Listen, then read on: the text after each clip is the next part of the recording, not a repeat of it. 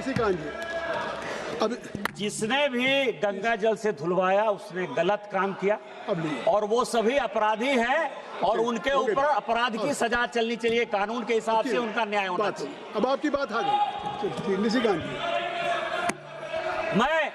मैं ये कह रहा था सभापति महोदय, आप कान पकड़कर हमसे माफी मांगोगे, मैं कान पकड़कर भी माफी मांग लूंगा। मैंने तो गंगा जल से नहीं धुलवाया है, जिसने भी गंगा जल से धुलवाया उसने गलत काम किया है। हमारा इससे क्या संबंध है? अपराधी अपराधी है, चाहे किसी भी जाति धर्म वर्ग संप्रदाय का व्यक्ति यदि अपराधी है तो अपराधी है और उसको कानून के हिसाब से सजा मिलनी चाहिए।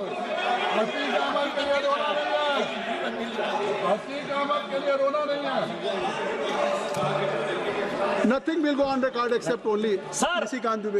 मैं सभापति महोदय, देखिए मेरा समय ये लोग बहुत खा रहे सर। जातिगत जनगणना की बात कर रहा था। सोनिया गांधी जी ने कहा कि जातिगत जनगणना संविधान के दायरे में नहीं है, हम इसका विरोध करते हैं। चिदंबरम साहब ने कहा, मैं 2011 की बात कर रहा हूं, चिदंबरम साहब ने कहा कि जातिगत जनगणना जो है इस देश को डिवाइड करेगी। प्रणब मुखर्जी जी लीडर थे, उन्होंने कहा कि जातिगत जनगणना 1931 के बाद से नहीं हुई है, किसी कीमत पर नहीं होगा। और अंत में मनमोहन सिंह जी ने तो और भी रिकॉर्ड तोड़ दिया सर। उन्होंने कहा कि हमारी सरकार रहे या जाए, इसी सदन हम जातिगत जनगणना नहीं करेंगे। लेकिन गोपीनाथ मुंडे, लालू प्रसाद यादव जी और नेताजी मुलायम सिंह यादव जी का मैं बधाई और धन्यवाद देना चाहता हूं कि जिनके प्रयास से उस वक्त की कांग्रेस सरकार को झुकना पड़ा और जातिगत जनगणना जो है हुई, जिसका कि डाटा कई एक गलतफहमियों के कारण जो है अभी तक नहीं रिलीज हुआ और जातिगत जनगणना हमारी सरकार करा रही है और 2027-29 में वो आ जाएगा। अरे बैठ जाओ भाई।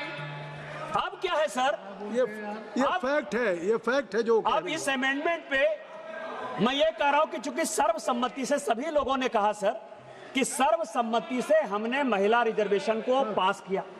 कल्याण बनर्जी साहब का भी आज भाषण सुना मैंने, मनीष तिवारी जी का भी सुना।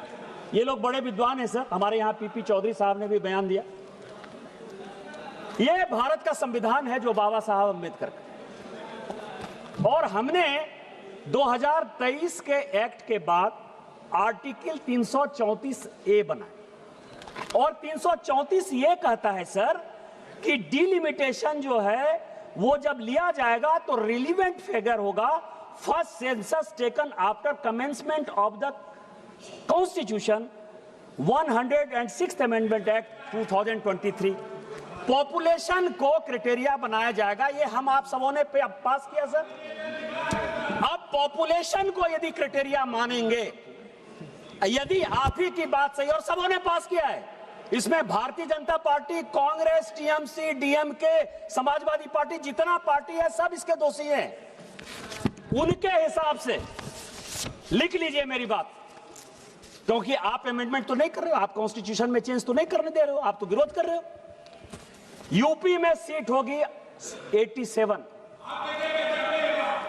जो पॉपुलेशन है, जो 2011 का सेंसस है। निशिकांत जी, जो आपने पेश किया, हमको एड्रेस करिए सभापति महोदय, जो इन्होंने पेश किया और आज जो 2011 का सेंसस है, मैंने तो 2026 का सेंसस लिया ही नहीं है। मैं 2011 के सेंसस के आधार पर कह रहा हूं। आप उनको यूपी में सीट होगी 87, बिहार में सीट होगी 47, महाराष्ट्र में सीट होगी 49, वेस्ट बंगाल में सीट होगी केवल 38, मध्य प्रदेश में सीट होगी 34, राजस्थान में सीट होगी 32, तमिलनाडु में सीट होगी, जो इतना हंगामा कर रहे हैं काला कपड़ा पहन के, केवल और केवल 29, गुजरात में होगी 28, कर्नाटक में होगी 26, आंध्र प्रदेश में होगी 20, उड़ीसा में 18, झारखंड मेरे राज्य में होगी 16। मैं एक ऐसा भागा राज्य का सांसद हूं जिसमें कि 2000 में बंटवारा होने के बाद, झारखंड बंटवारा होने के बाद डिलिमिटेशन हुआ ही नहीं। और क्यों नहीं डिलिमिटेशन हुआ? इस यूपीए ने क्यों नहीं डिलिमिटेशन होने दिया? भारतीय जनता पार्टी के कारण नहीं हुआ, क्योंकि बांग्लादेशी घुसपैठियों के कारण आदिवासियों की संख्या घट गई। एक आदिवासी की लोकसभा की सीट और 3 विधानसभा की आदिवासी की सीट घट रही थी डिलिमिटेशन में। भारतीय जनता पार्टी ने कहा कि हमको नहीं चाहिए डिलिमिटेशन। आप देश चलाने की बात करते हो, आप लोकतंत्र की बात करते हो। आपने तो बांग्लादेशी वोट को बनाने के लिए हमारे राज्य को तहस-नहस कर दिया। हम बिना डिले, हमारी जो कॉन्स्टिट्यूएंसी है 350 किलोमीटर लंबी है, 3 जिले में विभक्त है। वो क्या बात कर रहे हो आप डिलिमिटेशन की बात कर रहे हो। और यदि साउथ और नॉर्थ का, यदि ये 2023 का जो कि नोटिफाई कर दिया है भारत सरकार ने, यदि ये एक्ट लागू हो गया तो साउथ इंडिया में जो केरल में सीट घटेगी, केरल की सीट 20 से केवल 14 हो जाएगी, तमिलनाडु की 39 से केवल 29 हो जाएगी। कौन साउथ इंडिया का जिम्मेवार होगा? हम कल रिजर्वेशन लागू करने को तैयार है, होगा 543 में ही होगा, लेकिन वो पॉपुलेशन के आधार पर होगा और साउथ इंडिया की सीट घटेगी और कांग्रेस के राहुल गांधी इसके जिम्मेवार होंगे। अब ये एक्ट की बात कर रहे हैं सर। अभी इन्होंने कहा, अभी बहुत लोगों ने कहा सर कि आपने 815 का फिगर कहां से ले आए, 816 का फिगर कैसे ले आए। सर मैं 31 से जो है ये रिजर्वेशन को, सीट बढ़ाने को बहुत मुझे लगता है जुड़ाव सर। संविधान का 31वां संशोधन हुआ 1972-73 में, और आज हम लोग 131वें संशोधन पर बात कर रहे हैं सर। ये 1973 का, जिसको कि अभी बड़ी लंबी चौड़ी भाषण देके गए कि इंदिरा जी ने जो है देश के लिए बहुत बड़ा काम कर दिया और उन्होंने फ्रीज कर दिया। 525 से 550 हो रहा था सीट सर। डिलिमिटेशन आयोग 1971 में बन गया। डिलिमिटेशन आयोग ने कहा, और उसके पहले की एक और कहानी है सर कि 1952 में जब डिलिमिटेशन आयोग बना तो डिलिमिटेशन आयोग ने कहा कि इस तरह से हम किसी भी एरिया का परिसीमन नहीं कर सकते।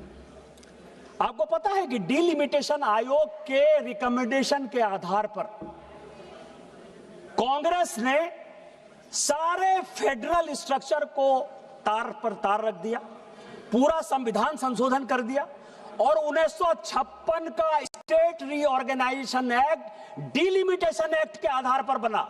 बंगाल की कुछ जगह बिहार में आ गई और बिहार की कुछ जगह बंगाल में चली गई, आंध्र की कुछ जगह केरल में चली गई, केरल की कुछ जगह आंध्र में चली आई, तमिलनाडु की कुछ जगह जो है बेंगलोर में चली आई, कर्नाटक में चली गई, और कर्नाटक की कुछ जगह वहां चली गई, और आज भी महाराष्ट्र जो है बेलगांव की लड़ाई लड़ रहा है। यह डिलिमिटेशन आयोग के कारण हुआ, और उन्होंने तय कर दिया कि टोटल जो हमारे एमपी होंगे 489 होंगे। डिलिमिटेशन आयोग का यदि रिपोर्ट प्रेमचंद्रन जी आप पढ़ लीजिएगा तो उन्होंने कहा कि 526 लोग होने चाहिए, लेकिन इंदिरा जी ने, नेहरू जी ने यह तय कर दिया कि न 489 होगा। उन्हीं की बेटी इंदिरा जी ने यह 1973 का 31वां संविधान संशोधन विधेयक लेकर आया। डिलिमिटेशन आयोग 1971 में बन गया। डिलिमिटेशन आयोग ने कहा कि टोटल सीटें जो है 603 होनी चाहिए। उन्होंने कहा तुम कौन तय करने वाले थे? अभी बड़ा एकदम ट्रांसपेरेंसी की बात कर रहे थे कि आप तो अपना जज बना लेंगे, आप अपना एमपी बना लेंगे। मुझे लगता है कि 1952 से लेके ये जो है पूरा लीडर ऑफ द अपोजिशन से पूछकर जो है अपना आयोग बनाते रहे। उन्होंने कहा संविधान संशोधन करके कि नहीं, 525 से 585 सीट होगा, और उन्होंने तय कर दिया कि उत्तर प्रदेश में कितनी सीट होगी, मध्य प्रदेश में कितनी सीट होगी, गुजरात में कितनी सीट होगी, महाराष्ट्र में कितनी सीट होगी। सर ये तय कर दिया। आज आप हमको भाषण देने की बात कर रहे हो। दूसरी बात सर, ये जो झूठ की दुकान है, दोनों बहन भाई को मैंने बहुत पढ़ा।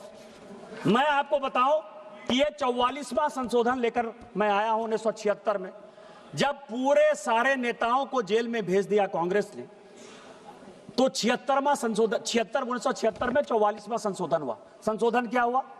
लोकसभा 6 साल के लिए, और प्रेम्बल में, संविधान बस 2 मिनट में खत्म कर रहा हूं, और प्रेम्बल में सेकुलर शब्द और सोशलिस्ट शब्द जोड़ दिया उन्होंने। उसका भाषण देते हुए श्रीमती गांधी ने कहा कि माइनॉरिटी के लिए हम 1920-21 से लड़ रहे हैं, और जिस मोतीलाल नेहरू कमेटी की रिपोर्ट उन्होंने कही 1929 की, 1930 की जो रिपोर्ट है, उसको इसमें जो है खूब उन्होंने कोट किया सर। उन्होंने कहा कि मोतीलाल नेहरू ने मुसलमानों को प्रोटेक्शन देने के लिए fundamental duties and fundamental rights जो है कांग्रेस वर्किंग कमेटी में 1929 में, 1930 में, 1931 में, 1932 में पास किया।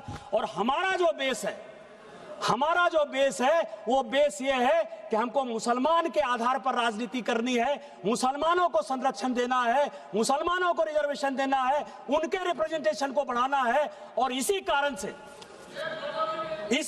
से डिलिमिटेशन आयोग के, केवल 1 मिनट सर, जब डिलिमिटेशन आयोग का रिपोर्ट आया 1976 में, उसको भी काट पीट करके इसी पार्लियामेंट में 8 सीटें मुसलमानों के लिए जबरदस्ती इसी कांग्रेस सरकार ने बढ़ाई। इसीलिए